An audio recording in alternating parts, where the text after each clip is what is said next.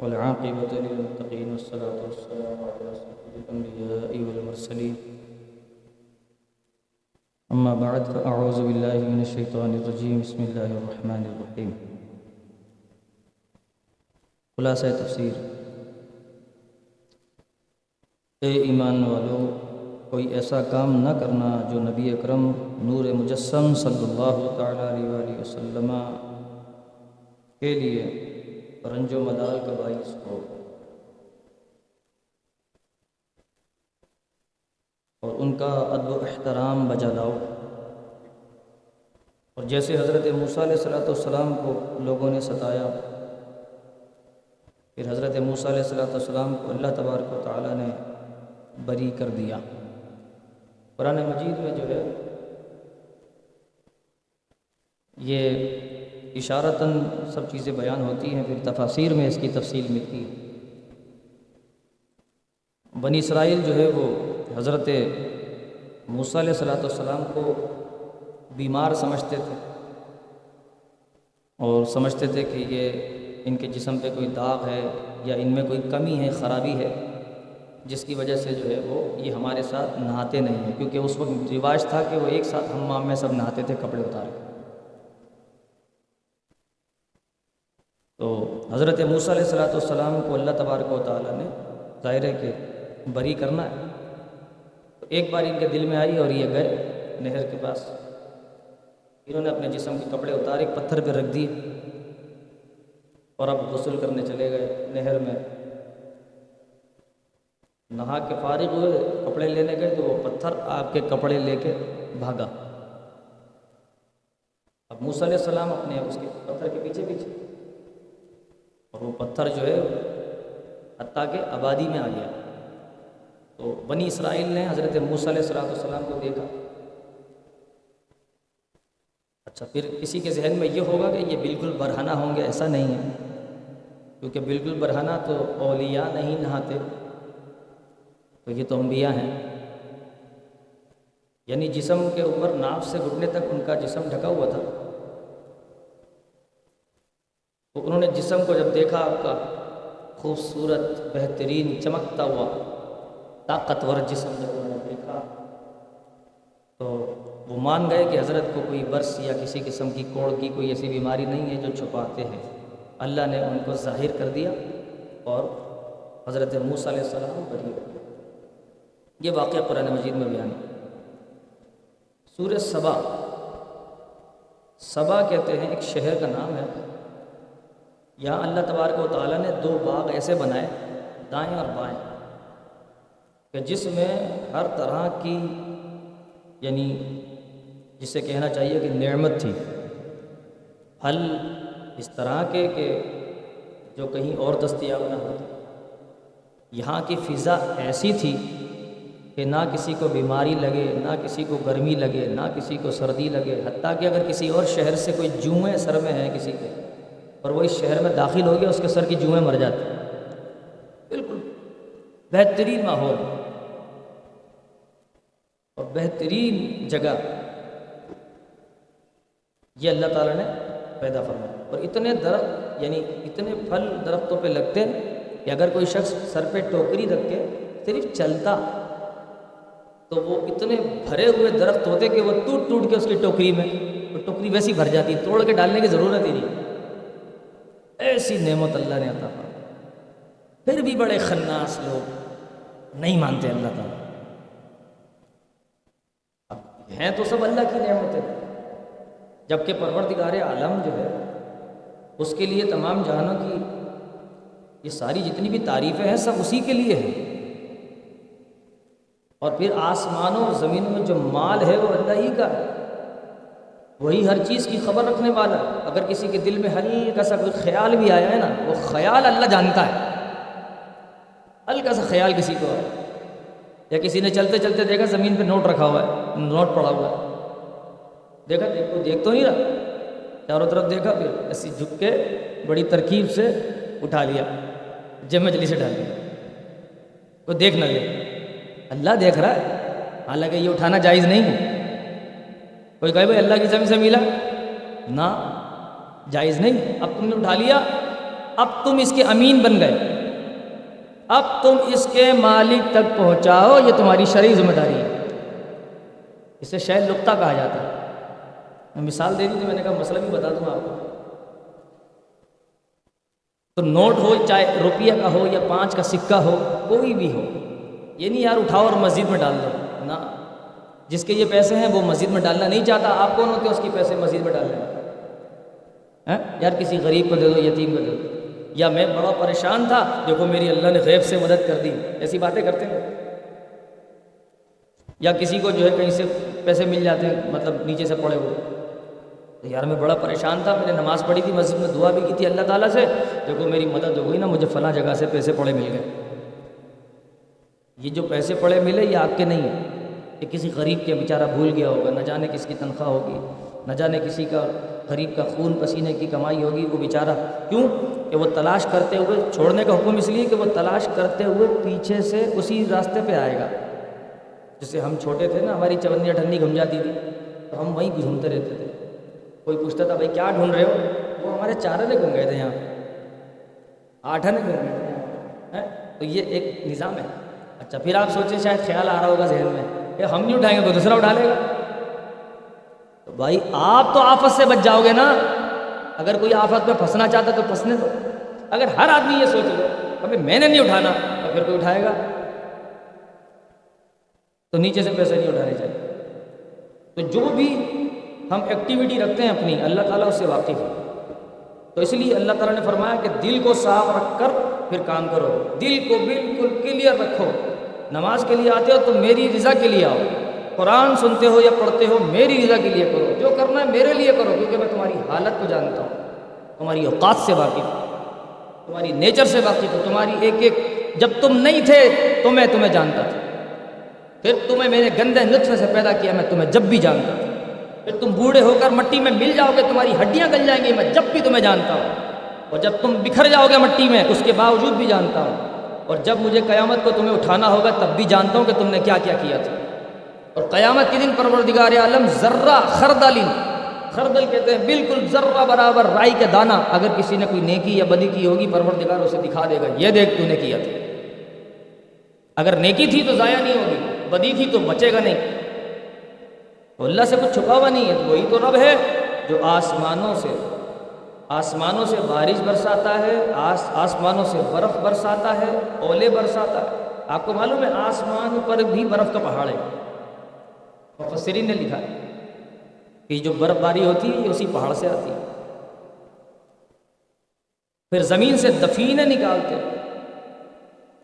کتنے دفینے زمین میں ہوتے، زمین سے خزانے باہر آتے، زمین سے جو ہے دولت آتی ہے باہر، یہ انگریز تلاش کرتے رہتے ہیں۔ جیسے وہ ایک بت تھا بعل، اس کا نام تھا بعل، اور وہ جس جگہ پہ رکھا تھا اس جگہ کا نام تھا مکہ، تو بعل مکہ ایک شہر ہے شام میں، ملک شام میں، تو وہ کوئی 30 گز یعنی اونچا 20 گز چوڑا سونے کا بت تھا۔ ظاہرہ مسلمانوں کی جب حکومت آ گئی تو وہ تو دفن وفن ہو گیا ہوگا کہیں نیچے، تو انگریز تلاش کرتے ہیں یہ سب چیزیں، نکالو یہ ہمارے قرآن کو پڑھتے ہیں، ہماری تفاسیر کو پڑھتے ہیں، بدقسمتی سے ہم نہیں پڑھتے، تو یہ تلاش کرتے ہیں۔ ان سے پوچھو کہ میں نے 1-2 انٹرویو سنے تھے انگلش میں ان کے کسی جگہ، تو انہوں نے ایسی باتیں تذکیریں کی ہے کہ میں حیران رہ گیا کہ یار یہ تو تفاسیر میں تذکرے ہیں، ان کو کس نے بتایا؟ لوگ یہ سمجھتے ہیں بڑی معلومات، تو یہ پڑھتے نہیں ہیں، اپنے قرآن سے تم خود دور رہتے رہو، مرو، دور ہو جاؤ، غرق ہو جاؤ، اگر تم دور رہنا چاہتے ہو تو رہو، قریب نہیں آتے، بلا کے پروردگار عالم تمہیں نعمتیں دے رہا ہے، اس کے باوجود دے رہا ہے۔ اللہ حضرت فرماتے ہیں کہ اب تو نہ روک اے غنی، عادت سگ بگڑ گئی، میرے قریب پہلے ہی لقمہ تر کھلائے کیوں؟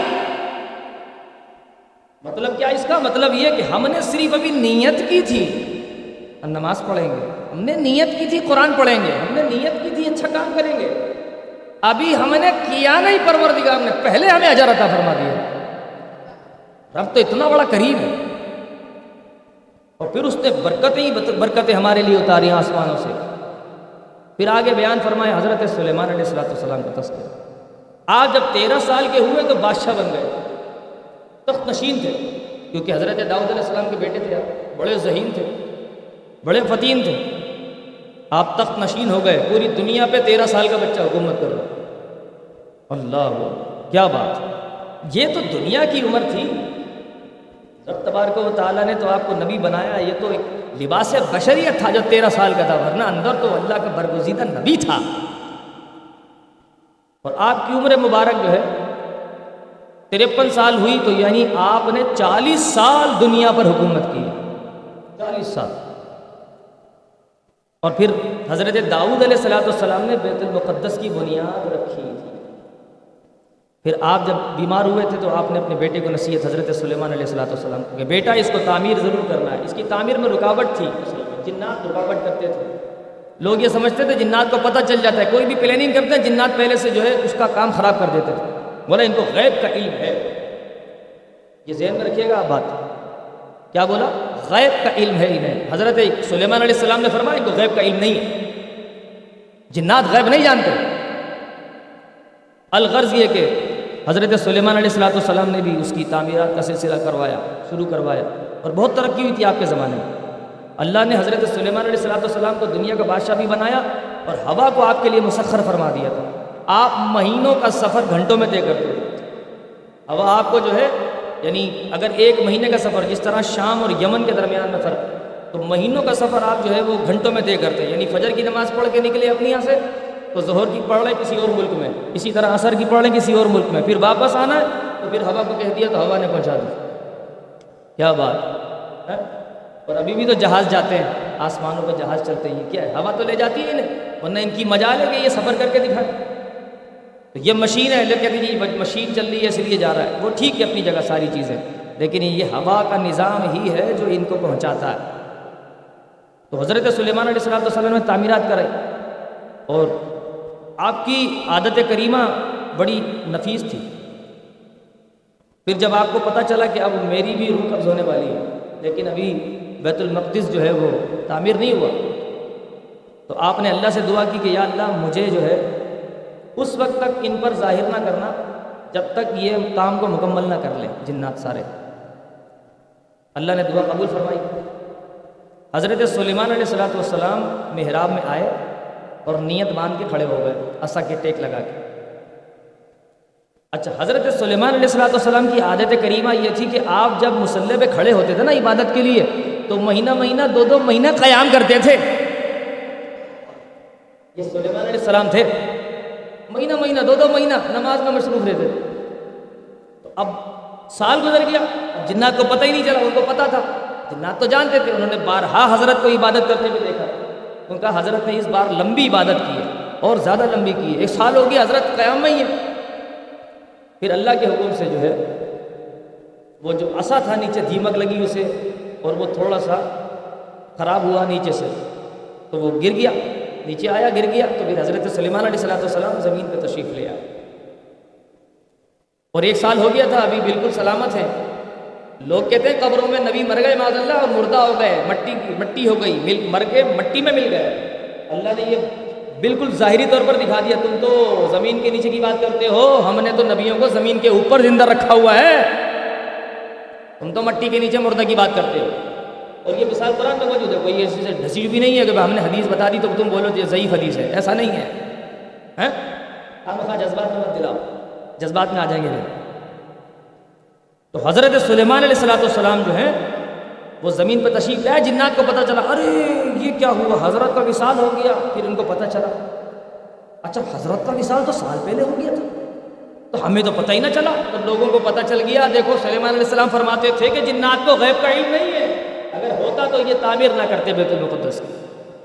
یہ حضرت سلیمان علیہ السلام کا وجود تھا صرف یہ، جسے دیکھ دیکھ کر کے یہ خاموشی سے مبہوت ہو کر اپنا کام کرتے رہتے تھے، حضرت سے ڈرتے تھے، خوف کرتے تھے کہ حضرت نے حکم کر دیا تھا ابھی اپنی لگ جائے گی صحیح سے، WAT لگ جائے گی، اس لیے نہیں کیا، اور بس وہ کام میں مشغول رہے، بڑے بڑے کام کرتے تھے جنات۔ سب کو ظاہر ہو گیا کہ حضرت سلیمان علیہ السلام نے جو فرمایا سچ فرمایا تھا، جنات کو غیب کا علم نہیں ہے۔ اور پھر آپ کے ذریعے بیت المقدس کی تعمیرات جو ہے مکمل ہوئی. اور یہ کس جگہ پر بیت المقدس کس جگہ پہ بنا ہوا؟ جہاں حضرت موسیٰ علیہ السلام نے اپنا خیمہ لگایا. یہاں خیمہ لگا تھا زندگی میں، حضرت موسیٰ نے لگایا. اس سے پتہ چلا کہ حضرت داؤد اور سلیمان بعد میں آئے، پہلے موسیٰ علیہ السلام. اور اسی طریقے سے جو ہے سلسلہ آگے بڑھا، اور آج بھی حضرت موسیٰ علیہ السلام کا مزار اقدس جو ہے بیت المقدس میں ہے. اس جگہ جو ہے جگہ کا نام میرے ذہن میں نہیں ہے، لیکن اسی جگہ پر ہے. پھر آگے فرمایا کہ کفار نے کہا کہ ہم ہرگز قرآن اور توریت و انجیل گزشتہ کتب پر ایمان نہیں لائیں گے. یہ ہٹ درم تھے. جب اپنے رب کے پاس ہوں گے تو اتباع کرنے والوں اور اپنے پیشواؤں کو کوسیں گے، کہیں گے کہ انہوں نے ہمارا جو ہے سب کچھ برباد کر دیا، ان کی ہم نے اطاعت کی تھی، یہ ہمیں لے ڈوبے ہیں، یا اللہ ان کو پکڑ لے. تو جتنے بھی ان کے پیشوا ہوں گے کہیں گے منحوسوں خبیثوں، تم کو کس نے کہا تھا ہماری اتباع کرو؟ یہ آپس میں لڑیں گے، جھگڑا کریں گے. اور اللہ تبارک و تعالیٰ یہ اہل محشر کو دکھائے گا. دیکھو یہ بڑے دعوے کرتے تھے کہ پروردگار نہیں ہے، معاذ اللہ، بتوں کی پوجا کرتے تھے. دیکھو یہ بت کے پجاری، ان کا حال دیکھو. ابھی تو لگتا ہے یہی سنا یہی ہے کہ کرونا وائرس کی وجہ سے کافی پجاری جو ہے مسلمان ہو گئے، لیکن یہ ان کی ہسٹری ہے. اللہ ان کو استقامت دے جو مسلمان ہو گئے، ورنہ ان کی ہسٹری ہے جب عذاب نازل ہوتا تھا یہ مسلمان ہو جاتے تھے، اور جب عذاب ٹل جاتا تھا پھر یہ ویسے کے ویسے ہی ہو جاتے. یہ ان کی ہسٹری ہے. کوئی خوش نہ ہو، کوئی لیٹ نہ جائے جا کے ان کے سامنے. ہاں یہ ایسے ہی ہیں منافق لوگ. لیکن جو مسلمان ہو گئے جنہیں استقامت ہے میں ان کی بات نہیں کر رہا، اللہ ان کو استقامت دے. اور کفار کا کام ہی جھٹلانا، جبکہ پروردگار فرما رہا ہے تم کیا کرتے ہو ہمارے سامنے؟ تم سے پہلے جو تھے وہ تم تو ان کا 10واں حصہ نہیں ہے، ان کو ہم نے دولت دی، اولاد دی، جائیداد دی، وراثت دی، پتہ نہیں کیا کیا ان کو دے دیا. اور تم سمجھتے ہو کہ تم طاقتور ہو، تم تو ان کے 10ویں حصے کے نہیں ہو. تم کو تو یوں ان کو ہم نے یوں مسل دیا، ان کو تو ہم نے پتہ نہ چلا، ان کو خبر نہ تھی عذاب میں مبتلا ہو گئے، تو تم کس کھیت کی مولی؟ یوں کافروں کو ڈرایا اللہ تعالیٰ. پھر آگے فرمایا کہ اے محبوب صلی اللہ علیہ وسلم آپ فرمائیں کہ میں تم کو ایک نصیحت کرتا ہوں. دیکھیں کتنی پیاری نصیحت ہے نبی پاک علیہ السلام، اور کتنا زبردست مشورہ دیا. لوگ کسی کے بہکاوے میں آتے ہیں، سمجھانے میں آ جاتے ہیں نا لوگ، یہ ان لوگوں کو بھی نصیحت ہے کہ محبوب صلی اللہ علیہ وسلم آپ ان کو نصیحت کریں کہ اللہ کے لیے کھڑے رہو، تعصب نہ کرو، اپنے دل کو تعصب سے خالی رکھو، خیالات سے دور رکھو، اور دو ایک اکیلے ہو کر اور ذرا سوچو، دماغ پہ زور ڈالو اور دل سے فیصلہ کرو کہ اتنی کائنات کو بنانے والا اللہ تعالیٰ ہے، رب تبارک و تعالیٰ. اور کہاں تم ان بت کے پجاریوں میں اپنے آپ کو پھنساتے ہو؟ یہ پجاری تمہیں اس کی طرف رغبت دلاتے. تم فیصلہ کرو تو پھر تم حد تک پہنچ جاؤ. دیکھیں کتنا زبردست مشورہ دیا. اس سے کیا پتہ چلا کہ اگر کسی مسئلے میں ہم کو کوئی گمراہ کرتا ہے، یا دین کے معاملے میں خاص طور پر گمراہ کرتا ہے، تو ہم کو چاہیے کہ ہم اکیلے ہو کر سوچیں پہلے کہ کون صحیح ہے کون غلط ہے، اور اس کے بعد اللہ تبارک و تعالیٰ کے حوالے کر دیں اس سوچ کو. یقین مانیے کہ پروردگار آپ کو صحیح سمت عطا فرمائے، اور صحیح سمت جب آپ کو مل جائے گی تو انشاءاللہ دین مستقیم پر آپ آ جائیں گے. اللہ تبارک و تعالیٰ سے دعا ہے کہ ہمیں قرآن و حدیث کو پڑھنے، سمجھنے، سننے، اس پر عمل کرنے، دوسروں تک پہنچانے کی توفیق رفیق عطا فرمائے. وما علینا الا البلاغ.